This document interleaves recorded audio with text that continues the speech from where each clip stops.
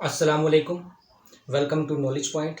जी, आज का जो हमारा टॉपिक है वो है what are the antigens, antibodies and what is the ABO blood group system. तो स्टार्ट करते हैं आज का लेक्चर।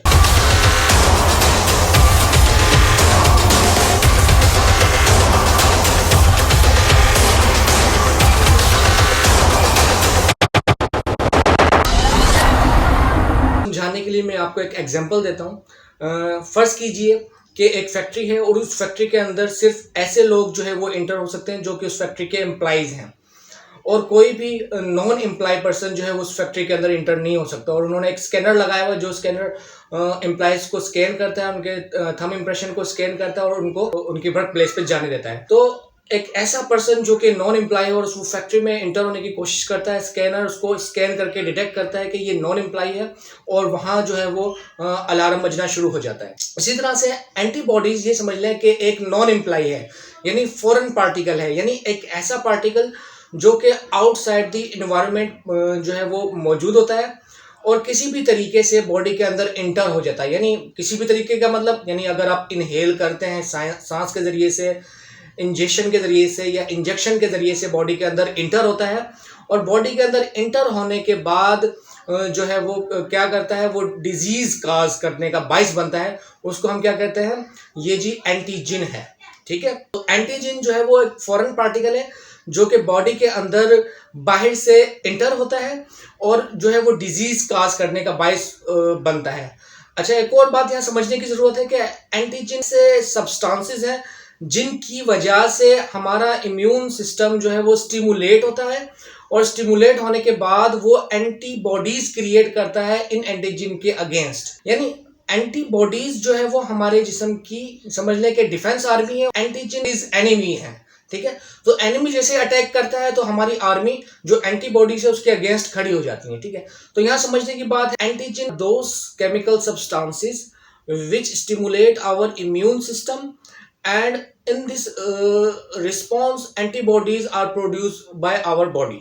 ठीक है, तो एंटीजन जो है वो ऐसे सब्सटेंसेस हैं जिसकी वजह से एंटीबॉडीज क्रिएट होती हैं हमारी बॉडी के अंदर। आर दो substances which stimulate immune system to produce the antibodies against antigen.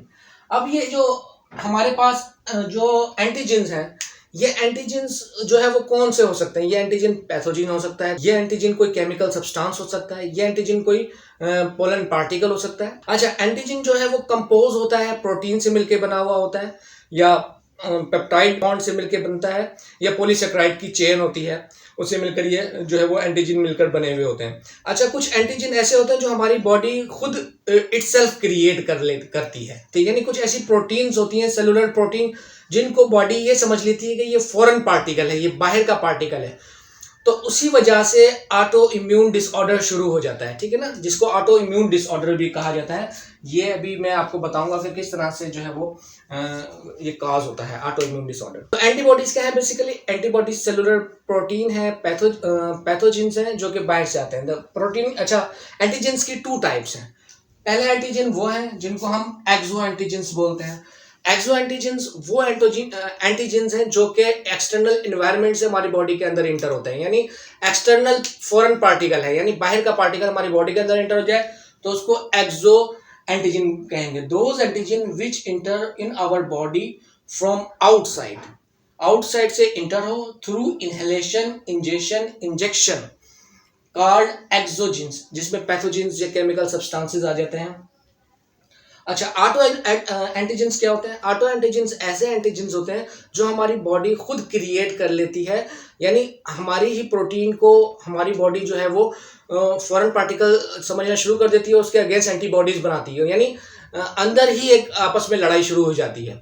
तो उसकी वजह से एक डिसऑर्डर क्रिएट होता है जिसको ऑटो इम्यून डिसऑर्डर कहा जाता है, ऑटो इम्यून डिसऑर्डर। तो एंटीजन, ऑटो एंटीजन जो है वो इस तरह की मतलब जो है एंटीजन है जो हमारी बॉडी के अंदर ही क्रिएट होती हैं।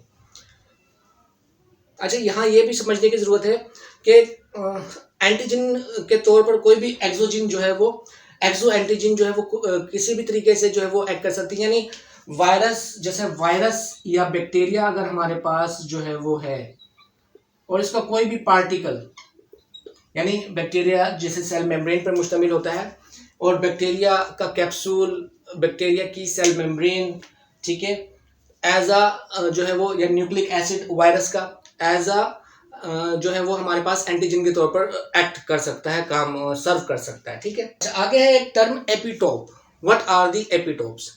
एपिटोप समझ लें कि एक ऐसी साइट है, एक ऐसी जगह है एंटीजन के ऊपर जहां पर जो है वो एंटीबॉडीज आकर अटैच होती हैं। ये देखें, ये एक मॉलिक्यूल है एंटीजन का, ठीक है, ये एक एंटीजन का मॉलिक्यूल है। ये एंटीजन का जो मॉलिक्यूल होता है ये वाई शेप्ड होता है, और ये समझ लें कि ये साइट जो है, ये वाली साइट, ये जो है आपको एक ब्रांच नजर आ रही है, इस ब्रांच को हम एपिटोप कहते हैं। इसी ब्रांच पे आके एंटीजन जो है वो बाइंड होता है, ठीक है, इसी ब्रांच पे आके जो है वो एंटीजन बाइंड होता है, और इसको हम क्या कहते हैं? Antigen determent.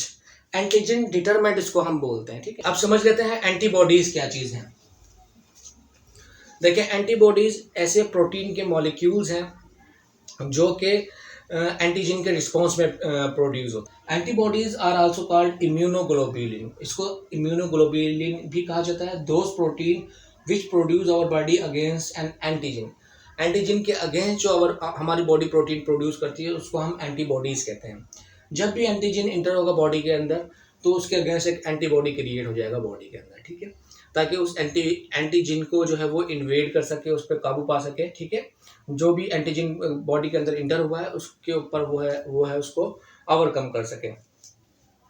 Antibodies are produce by special cell, special white cells पे मुश्तमिल सेल्स बोलते हैं, या लिम्फोसाइट सेल्स इनको बोला जाता है, जिसके जरिए से ये एंटीबॉडीज प्रोड्यूस होते हैं हमारी बॉडी में। Antibodies circulate in our body, produce protein against expires. तो एंटीबॉडीज क्या करते हैं? सर्कुलेट कर रहे होते हैं हमारी ब्लड के अंदर, एंटीजन उसके जैसे हमारी बॉडी में एंटर हो तो उसके अगेंस्ट ये प्रोडक्शन हमें प्रोवाइड कर सके। तो हम ये कह सकते हैं कि एंटीबॉडीज एक ऐसा डिफेंस मैकेनिज्म है बॉडी का जो कि हमारी बॉडी को प्रोटेक्शन प्रोवाइड करता है against pathogens, against harmful substances which enter in our body. जी, अब बात कर लेते हैं एबीओ ब्लड ग्रुप सिस्टम की। देखिए, एबीओ ब्लड ग्रुप सिस्टम जो है वो डिपेंड करता है कि किस तरह की एंटीजन आपके कौन से रेड ब्लड सेल पे मौजूद है। अगर एंटीजन जो है वो आपकी जो है रेड ब्लड सेल पे मुश्तमिल है तो आपका ब्लड ग्रुप ए होगा। सिर्फ एंटीजन को समझ लीजिए कि अगर एंटीजन आपकी बी ब्लड ग्रुप पे मौजूद है तो आपका ब्लड ग्रुप बी होगा। अगर एंटीजन ए और बी दोनों जो है वो ब्लड सेल्स पे मुश्तमिल है तो आपका ब्लड ग्रुप ए बी होगा। और अगर एंटीजन मौजूद ही नहीं है, बॉडी के अंदर नॉन है, तो आपका ब्लड ग्रुप ओ होगा, ठीक है। अच्छा, अभी हमने बात की थी एंटीजन एक फॉरेन पार्टिकल्स है और हमारी बॉडी खुद भी एंटीजन्स क्रिएट करती है। अच्छा, ये जो ब्लड ग्रुप वाले एंटीजन हैं ये हमारी बॉडी के अंदर ऑलरेडी मौजूद होते हैं, लेकिन हमारी बॉडी इन एंटीजन्स को क्या करती है? इग्नोर कर देती है। हमारी बॉडी क्या करती है? इन एंटीजन्स को इग्नोर करती है जो हमारे रेड ब्लड सेल्स पे मौजूद होती है, ठीक है।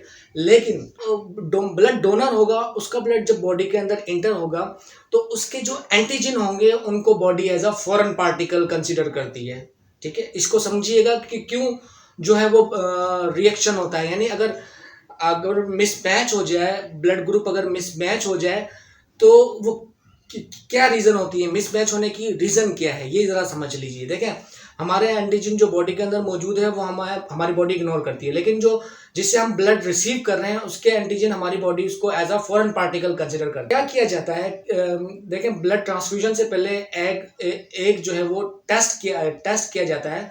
उसमें उस टेस्ट के अंदर जो है वो मैचिंग की जाती है कि जो डोनर ब्लड दे रहा है और जो रिसीव कर रहा है इनके ब्लड के दरमियान कोई रिएक्शन तो नहीं हो रहा। उसके जरिए से जो है वो चेकिंग की जाती है। अगर मिसमैच वाला ब्लड ग्रुप ट्रांसफ्यूज कर दिया जाए रिसीवर के ब्लड में तो क्या होगा ये कि जो डोनर का ब्लड है उसके एंटीजन जो है वो हमारी बॉडी उसको क्या करेगी? As a foreign particle consider करेगी, और उसकी जो ब्लड के अंदर मौजूद एंटीबॉडीज है वो हमारी बॉडीज के एंटीजन के साथ फाइट करना शुरू कर देंगे।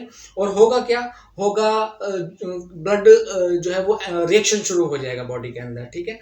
बाज़ औक़ात ये रिएक्शन बहुत ज़्यादा सीवियर भी हो सकता है और अल्टीमेटली डेथ भी अक्कर हो सकती है, डिपेंड करता है सीवियरिटी के ऊपर, ठीक है। तो जब भी ब्लड ट्रांसफ्यूज कराएं, जब भी ब्लड को रिसीव करें तो सबसे पहले जो है ये कंफर्म कर लें कि ब्लड ग्रुप जो है वो कम्प्लीटली मैच कर रहा है, मिसमैच तो नहीं। तो ये ह्यूमन एरर की वजह से इस तरह के रिएक्शंस होते हैं, ठीक है।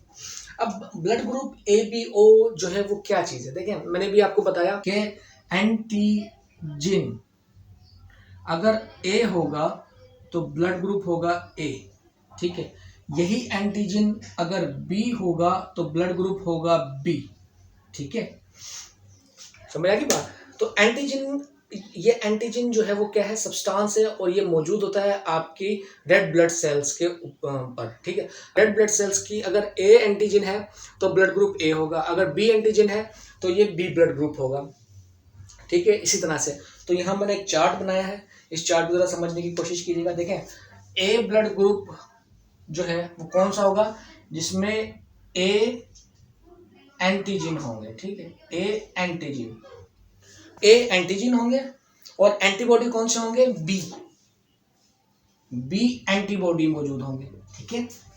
ये ब्लड ग्रुप ए कहलाएगा। अच्छा, बी ब्लड ग्रुप कौन सा होगा, जिसमें एंटीजन कौन से होंगे, अभी मैंने बताया था बी एंटीजन होंगे और एंटीबॉडी ए एंटीबॉडी होंगे, ठीक है।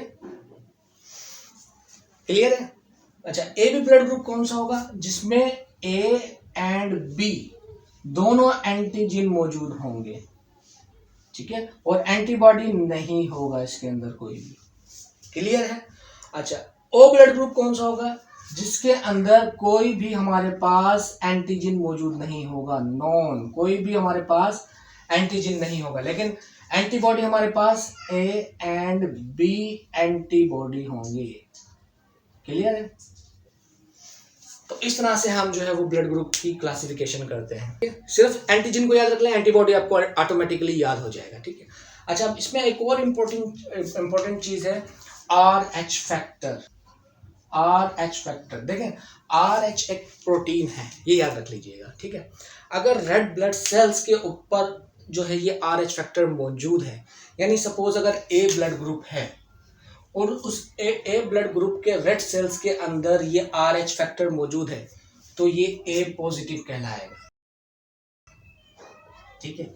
अगर ये RH फैक्टर मौजूद नहीं है तो ये A नेगेटिव कहलाएगा। इसी तरह से B हमारे पास जो ब्लड ग्रुप है, इसके रेड ब्लड सेल्स के ऊपर अगर ये RH फैक्टर मौजूद है तो ये B पॉजिटिव कहलाएगा, ठीक है। इसी तरह से B नेगेटिव, इसी तरह से AB positive, AB negative, O positive और O नेगेटिव, ये इस तरह से डिजाइन किया गया है। इसमें भी यही बात, इसी बात का ख्याल रखना है ब्लड ट्रांसफ्यूजन के, अगर B पॉजिटिव को B नेगेटिव का ब्लड ग्रुप लगा दिया जाए तो रिएक्शन होगा, ठीक है, और ये रिएक्शन सीवियर भी हो सकता है। तो इन चीज़ों का ख्याल रखना ज़रूरी है जब भी ब्लड ट्रांसफ्यूजन की जाती है, तो इन चीज़ों को ख्याल किया जाता है, ठीक है। एक और इम्पोर्टेंट चीज़ मैं आपको बताता चलूँ इधर, जो मदर प्रेग्नेंट होती हैं और उनका जो फीटस होता है उसका ब्लड ग्रुप अगर नेगेटिव है और मदर का ब्लड ग्रुप पॉजिटिव है, ठीक है, मदर का ब्लड ग्रुप पॉजिटिव और फीटस का ब्लड ग्रुप नेगेटिव, तो ऐसी सूरत हाल में क्या होगा, देखें एक बात याद रख लीजिएगा, अगर नेगेटिव ब्लड ग्रुप होगा तो वो पॉजिटिव के अगेंस्ट एंटीबॉडी बना देगा, और मदर का पॉजिटिव है तो वो नेगेटिव के अगेंस्ट एंटीबॉडी बना देगा। अच्छा, प्रेगनेंसी के दौरान क्या होता है कि कुछ ब्लड मदर की सर्कुलेशन से वो फीटस के अंदर इंटर होता है, तो ऐसी सूरत हाल में क्या होता है, ऐसी सूरत हाल में जो है वो एबॉर्शन के चांसेस बढ़ जाते हैं, ठीक है ना। ऐसी सूरत हाल में जो है वो कॉम्प्लिकेशंस क्रिएट हो जाती हैं, ठीक है। तो फिर इस सूरत हाल को डील करने के लिए क्या किया जाता है, इस सूरत हाल को डील करने के लिए जो है वो मदर की बॉडी के अंदर जो है वो एक्सटर्नल एंटीबॉडीज जो है वो इंजेक्ट किए जाते हैं, ताकि अगर ब्लड जो है वो बेबी की ब्लड सर्कुलेशन में दाखिल हो जाए तो वो रिएक्शन ना हो, ठीक है। तो आर्टिफिशियली जो है वो एंटीबॉडीज मदर की बॉडी के अंदर इंजेक्ट किए जाते हैं ताकि रिएक्शन के जो चांसेस है उसको कम किया जा सके, ठीक है। तो ये चीज़ें अंडरस्टैंड कर लें। तो उम्मीद है जी आज की क्लास आपको समझ आ गई होगी, antigen, antibody and what are the ABO blood group system. तो थैंक यू सो मच। आज के लिए इंशाल्लाह नेक्स्ट लेक्चर में फिर मुलाकात होगी, तब तक के लिए अल्लाह हाफिज़।